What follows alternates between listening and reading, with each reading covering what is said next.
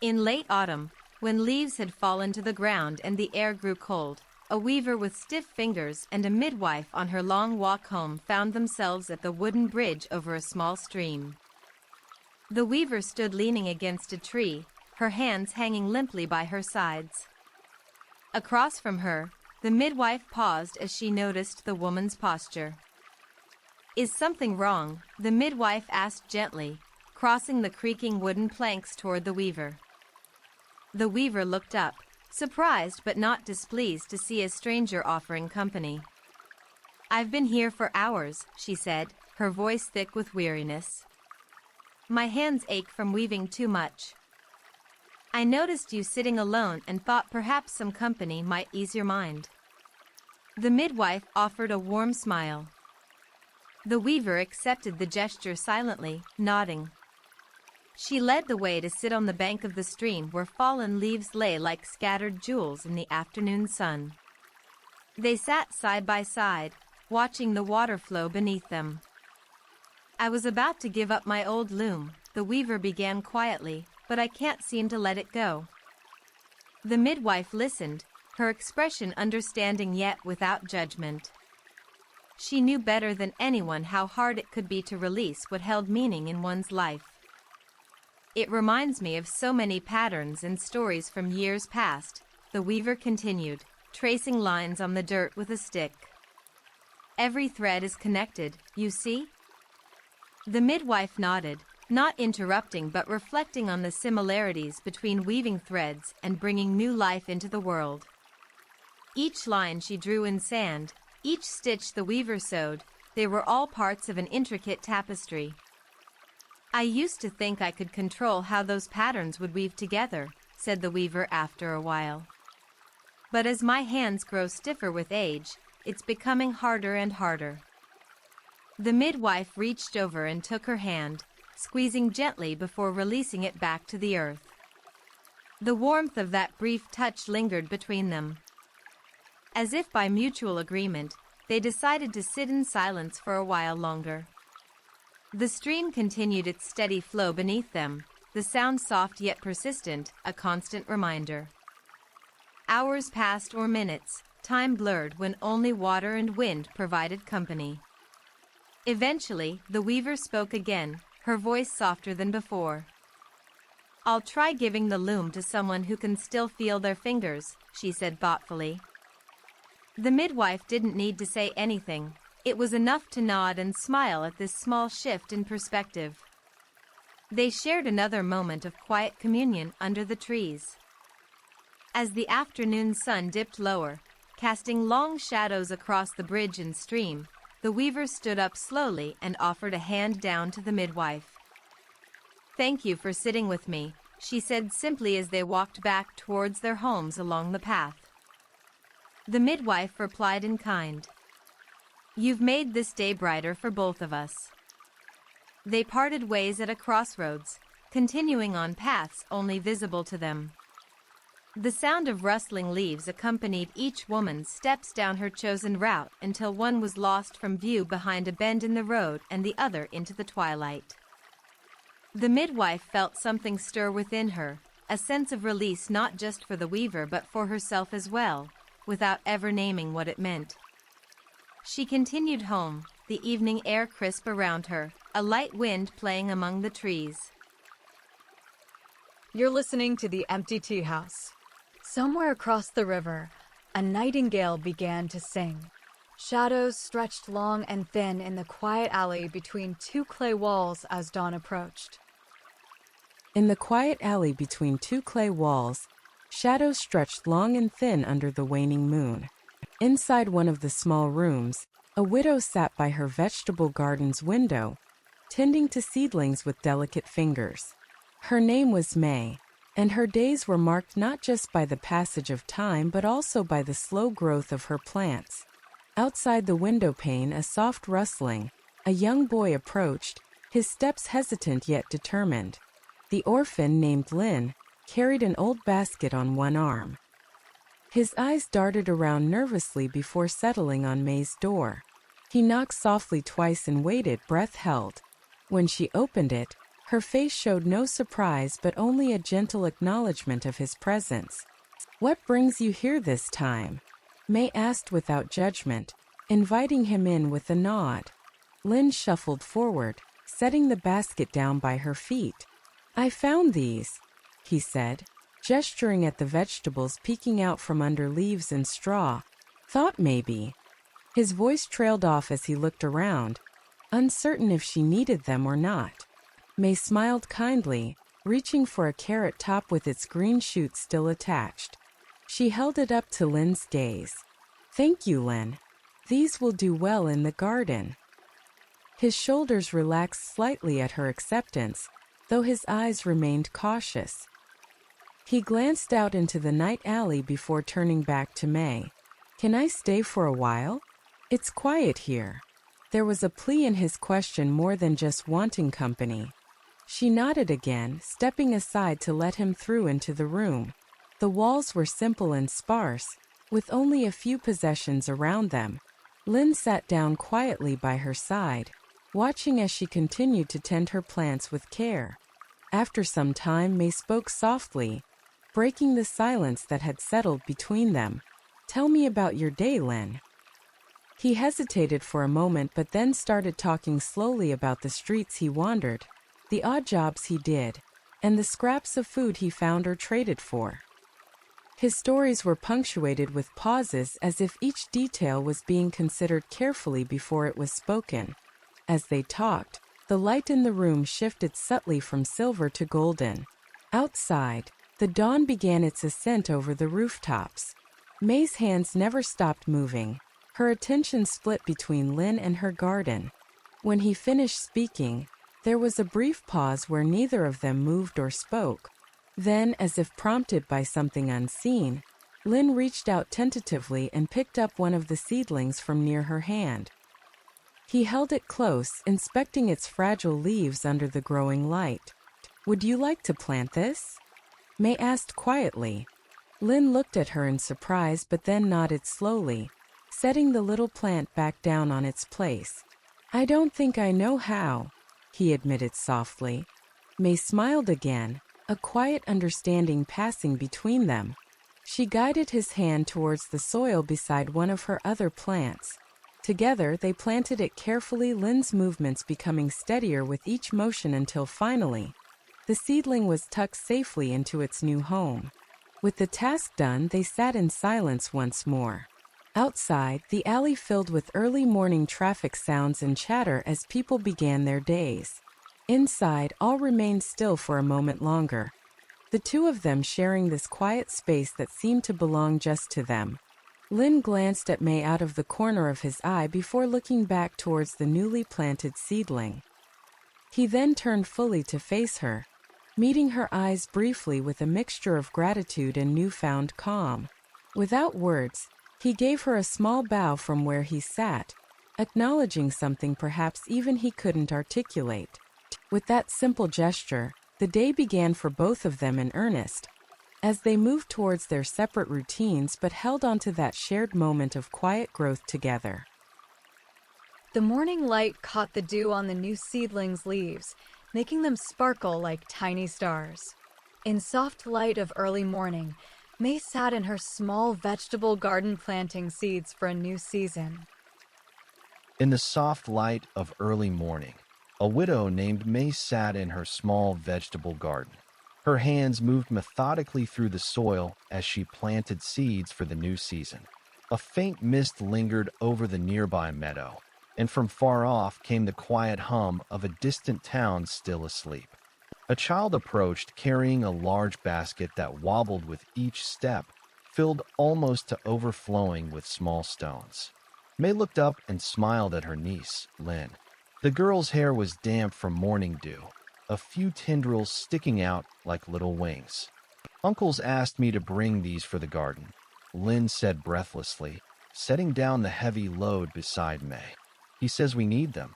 May nodded, her fingers never pausing in their work. She picked up a handful of stones and began sorting through them with deliberate care, placing each one carefully aside. Lynn watched for a moment before sitting on the ground next to May. They worked together quietly, each picking up a stone from the basket and setting it down on the dry earth. After some time had passed, Lynn said, "Do we need all these?" May looked at her niece with a gentle smile. "We don't know what will grow in this soil, but we make room for whatever needs to be here." Lynn's eyes shifted from one side of the garden to another as she considered May's words. She then took up a handful of stones and began returning them to the basket. "Shouldn't we keep more?" Lynn asked doubtfully. May shook her head, her gaze softening. "Sometimes we hold on too tightly even when it's not meant for us." Lynn nodded slowly, picking out another stone and placing it back in the basket.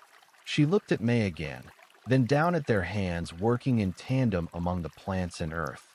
When they finished sorting through all the stones, Lynn stood with the empty basket in her arms. "Thank you, Auntie," she said quietly. May patted Lynn's shoulder.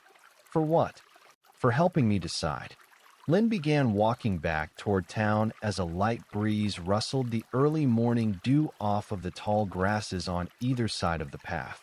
May watched her go for a moment before returning to her garden work, tending quietly to the earth and the small seeds she had planted. The day wore on slowly, with only a few people passing by in the village square below. As dusk fell, Lynn returned carrying an old broom. She handed it to May without speaking, who took it from her niece with a small smile. Together they walked down through the garden and into the meadow, where they began sweeping away the last bits of stray stones. The quiet rhythm of their sweeping filled the air as night settled over the land. Later that evening, when darkness had fully fallen, May went to check on Lynn's house nearby. She knocked softly on the door and was let in by the child who had learned a bit more about what to keep and what to let drift away with the wind. The door closed softly behind her, leaving only the crickets to sing in the night. Winter had settled over the rice paddies early that year. Across the field, the wooden bridge glistened under ice. Winter had settled over the rice paddies early that year. The last of the stalks lay on tarts drying by the farmhouse where Lee lived with her ailing mother. Across the field, the wooden bridge glistened under a thin layer of ice, a reminder of all she needed to do before spring's thaw. Lee's neighbor Jean stopped by late afternoon, his arms empty but his face softening as he looked at Lee and then her mother. "I brought nothing," he said quietly, glancing back towards the rice paddies. "Thank you for coming." She gestured him into a chair near the fire where her mother was slowly stitching a quilt. Outside, night's chill seeped through the cracks in their home's aging walls. The air inside felt warm by comparison, though it barely reached above the room's edges. Jean crossed his legs and rested one elbow on the back of the wooden chair. "How is she?"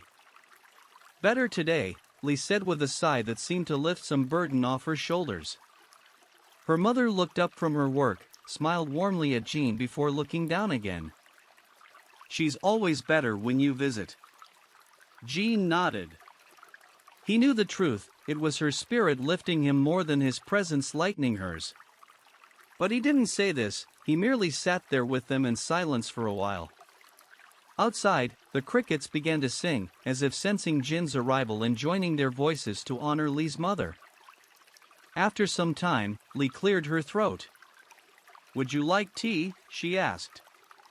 He nodded again without looking up from his own hands, now dry and free of the earth that had filled them in the morning fieldwork. As Lee busied herself with the kettle, Jean spoke softly but clearly to Lee's mother. "You are one of the few people I know who find joy in every day." His words were quiet, almost a whisper, yet they carried weight across the room. The old woman turned her face towards him, her eyes twinkling despite their weakening sight. "I only do what must be done," she replied simply. "And I have you to thank for showing me that there is no other way." Lee returned with the tea and handed Jean his cup before settling beside her mother. They drank in silence as the crickets grew louder outside, their symphony a stark contrast to the quiet indoors. Hours passed, or maybe only minutes. Time seemed fluid in Lee's home now more than ever.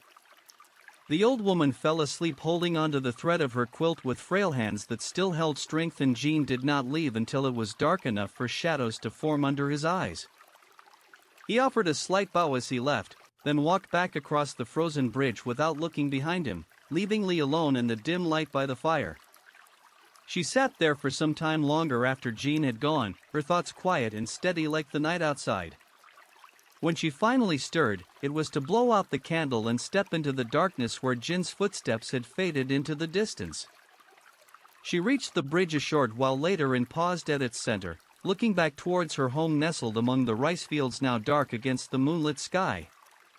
Her eyes followed the faint reflection of light from inside through windows barely visible in the night. Then she turned and started walking again, carrying with her only the weightless knowledge that sometimes it was enough to simply be present. The bridge creaked beneath her feet as she walked, each step echoing into the silence. At low tide, the salt flat was vast and empty, the sun heavy in a sky baking cracked earth. At low tide, the salt flat was vast and empty. The sun hung heavy in the sky, baking the cracked earth below.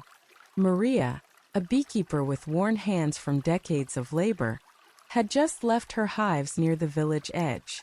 She walked slowly now, no longer young but steady on her feet. Her steps were measured, each footfall marking time as surely as if she wore a watch. A small figure approached across the plain toward Maria, drawing closer to the salt flat's center. As he came nearer, Maria saw it was a boy, probably 10 years old, his face streaked with sweat and determination. When he reached her side, he stopped, panting slightly from the heat and distance covered. "I lost my kite," he said quietly, his voice thin but clear. "I couldn't catch it when the wind took off." Maria nodded, understanding without needing him to say more.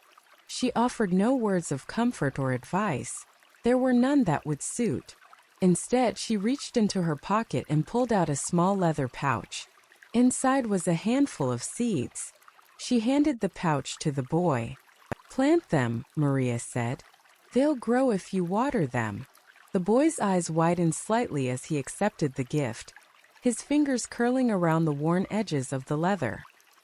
He looked down at the salt flat stretching out behind him and then up to the sky, which seemed larger than usual with the flat expanse below. "What are they?" he asked, not needing an answer but wanting something, anything, to hold on to amidst the vastness. "Just seeds," Maria replied. "Like your kite. Both will be gone soon enough." The boy tucked the pouch into his pocket without further questions. He seemed to understand her meaning, or perhaps it was just too hot to think too much about words.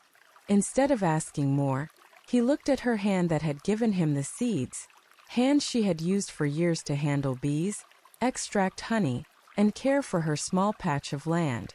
"I won't lose these," the boy said finally, a firm edge in his voice now. Maria smiled gently but made no comment. She watched as the boy turned and walked back toward town, each step firmer than before. Maria continued on her way home, not looking back. Behind her, the salt flat glistened under the unblinking sun, reflecting light without holding it. As she rounded a low hill, she spotted the boy standing near his kite, which had come loose and was now tangled in some brambles at the edge of the salt flat. He was trying to untangle its strings as carefully as he could, his movements slow but deliberate. Maria stopped for a moment to watch from a distance before continuing home, the sound of the distant wind carrying faintly across the flat. Maria walked through the village gate later that evening with seeds still in her pocket, deciding it would wait until morning to be planted. As she opened her front door, her cat darted out and disappeared into the shadows just beyond her doorstep. The small creature's sudden flight caught Maria off guard for a moment, and then she smiled, understanding that even cats couldn't stay forever. Maria's measured footsteps echoed on the salt flat under fading light, leaving it to wait for the next tide. The stories whisper through seasons and sounds of places seen but not always named. The tea house closes for the night. Until tomorrow.